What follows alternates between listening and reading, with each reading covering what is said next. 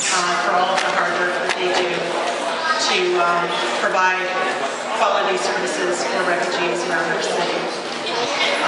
We're one of the 3 resettlement agencies. Am I standing in the wrong place? Okay. We're one of the 3 refugee resettlement agencies in Cleveland, for those of you who may not know us. So, as we heard previously, the motto for this year, 2012, World Refugee Day, is refugees have no choice, you do. Today is a day to give honor to the strength, courage, and living hope exemplified by refugees, both here in this country and around the world. The United Nations established June 20th as World Refugee Day to honor those who flee their homelands under threat of violence or persecution. Currently, 15.2 million refugees worldwide have fled their country. In 2011 alone, 800,000 were added to their number. Today, according to the UNHCR, there are 43.7 million refugees and internally displaced people around the world. And as the world honors these refugees on this day, we want to join in identifying with the plight of those who have no choice but to flee their countries to seek refuge from death and persecution.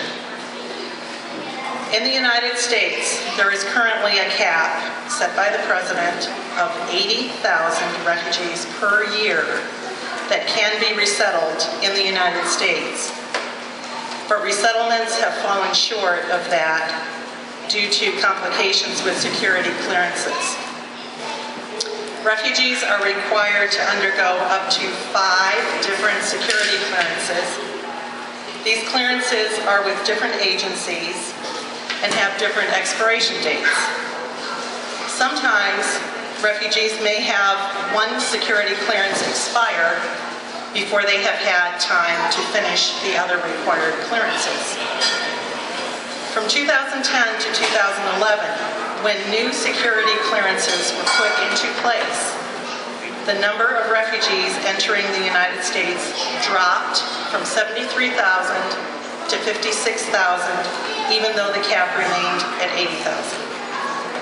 There is not a lack of people in the process, but the problem is getting them through the process.